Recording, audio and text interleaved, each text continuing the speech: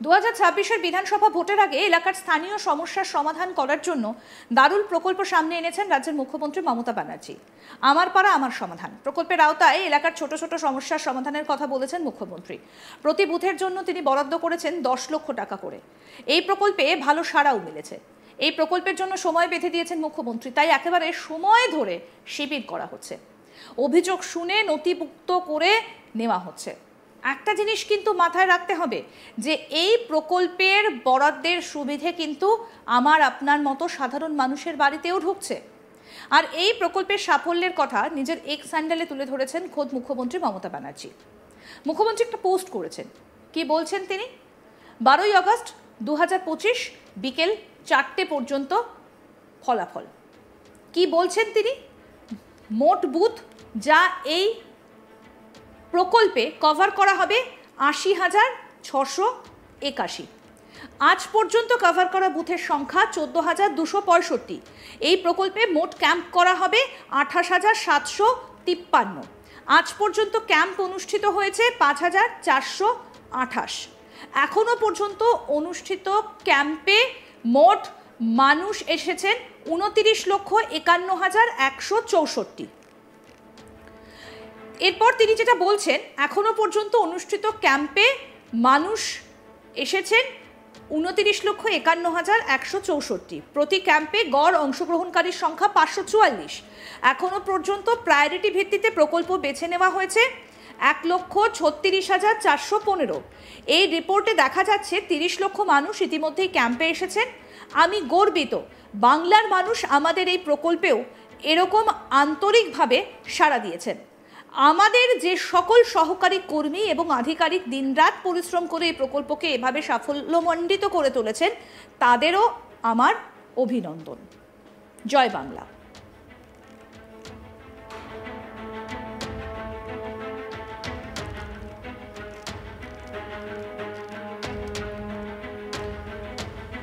সামনেই রয়েছে 2026-এর বিধানসভা নির্বাচন। তার আগে বিভিন্ন জায়গাতে এই আমার পাড়া আমার সমাধান ক্যাম্প ইতিমধ্যেই শুরু হয়ে গিয়েছে।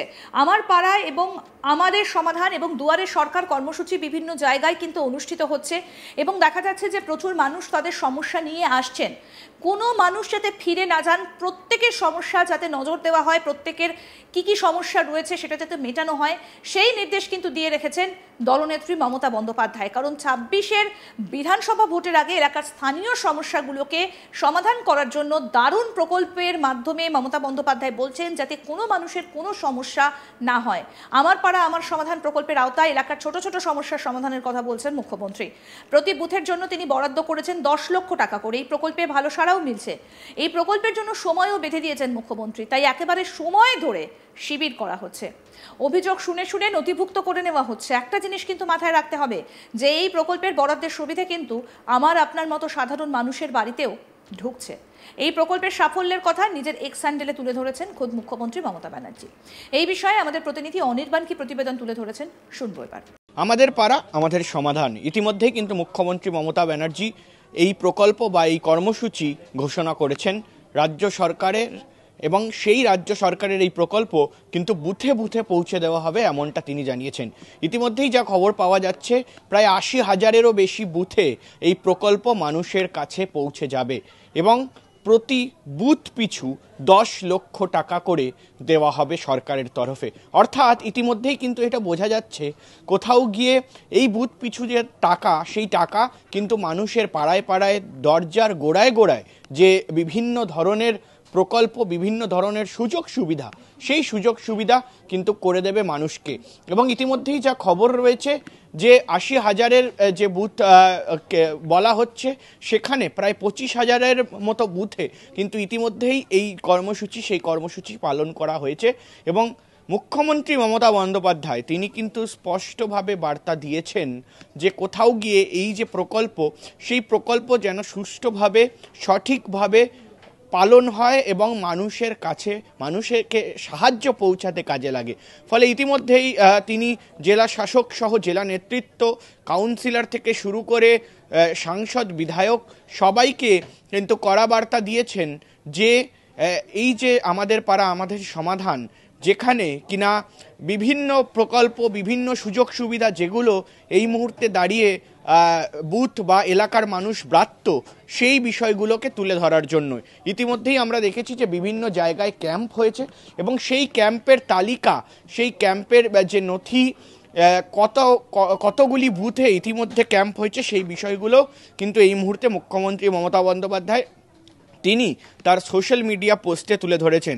বলে রাখি যে প্রায় কিন্তু বলা হচ্ছে যে 28,000 যে ক্যাম্প, সেই ক্যাম্প কিন্তু ইতিমধ্যে এই প্রজেক্টের নিরিখে হবে এবং তার পাশাপাশি কিন্তু ইতিমধ্যেই বলা হচ্ছে যে প্রায় 30 লক্ষেরও বেশি মানুষ এই ক্যাম্প অ্যাটেন্ড করে ফেলেছেন এবং একেবারে কিন্তু বলা হচ্ছে যে project selected on priority basis, অর্থাৎ একেবারে প্রায়োরিটি অনুযায়ী যে কাজগুলো রয়েছে সেই কাজগুলো প্রায় 1.5 লক্ষের মতো কাজ কিন্তু এই মুহূর্তে বিভিন্ন বুথে করা হচ্ছে। ফলে সেখানে গিয়ে কারোর কোনো বুথে বা কোনো পাড়ায় জলের সমস্যা বা একেবারে পুকুর বাঁধানোর সমস্যা, ল্যাম্পপোস্ট লাইটের সমস্যা, রাস্তার সমস্যা থেকে শুরু করে বিভিন্ন অঙ্গনওয়াড়ি কেন্দ্র এবং তার পাশাপাশি কিন্তু মিড ডে মিল, বিভিন্ন স্কুলের বাড়ি, সেই বিষয়গুলোকে কিন্তু খতিয়ে দেখা এবং এই যে ক্যাম্প হয়েছে সেই ক্যাম্পে এসে মানুষ সরাসরি তাদের অভিযোগ দায়ের করতে পারবেন এবং সেই অভিযোগ দায়ের করার পরে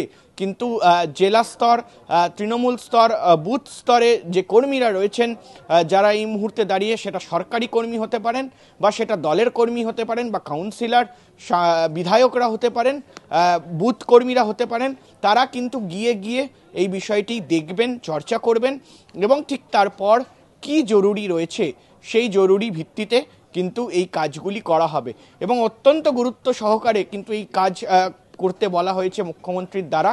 কারণ আমরা জানি যে আসন্ন 2026-এ কিন্তু বিধানসভা নির্বাচন রয়েছে, অর্থাৎ চতুর্থবারের জন্য মুখ্যমন্ত্রী মমতা বন্দ্যোপাধ্যায় কি হবেন, চতুর্থবারের জন্য রাজ্যে ক্ষমতায় কি আসতে পারবে তৃণমূল কংগ্রেস, সেই বিষয়টি কিন্তু নির্ভর করছে প্রতিটি কাজের ওপরে। ফলে সে জায়গায় দাঁড়িয়ে মুখ্যমন্ত্রী মমতা বন্দ্যোপাধ্যায় প্রতিটি বুথে বুথে 10 লক্ষ টাকা করে যে দেওয়ার যে প্রকল্প আমাদের পাড়া আমাদের সমাধান যেটা নেওয়া হয়েছে, এই মুহূর্তে মনে করা হচ্ছে যে মানুষের ঘরে ঘরে বা মানুষের দোরগোড়ায় কিন্তু সেই টাকার সুবিধে পৌঁছে যাবে। ফলে সে জায়গায় দাঁড়িয়ে স্পষ্ট হবে যে কোথাও গিয়ে মানুষ যে সুযোগ সুবিধাগুলো এই কয়েকদিন ধরে পাচ্ছিলেন না বা এই কয়েকদিন ধরে যে কাজগুলি হয়নি, সেই কাজগুলিকে কিন্তু বিশেষভাবে ধ্যান দিয়ে করা বা মানুষের কাজে সেই টাকা লাগানো কিন্তু ভোটের আগে এই মুহূর্তে দাঁড়িয়ে অত্যন্ত গুরুত্বপূর্ণ এবং সে জায়গায় দাঁড়িয়ে কি ভোটের যে মোড়, সেই মোড় কি ঘুরবে, কোথাও গিয়ে কি তৃণমূল কংগ্রেস যে ভোট পেয়েছিল সেই ভোট কি ধরে রাখতে পারবে, সেই বিষয় নিয়ে কিন্তু ইতিমধ্যেই রাজনৈতিক মহলে চর্চা শুরু হয়ে গিয়েছে। আরও আপডেট পেতে দেখতে থাকুন আজ তাক বাংলা, সাবস্ক্রাইব করুন, নোটিফিকেশন পেতে বেল বাটন অপশন প্রেস করুন।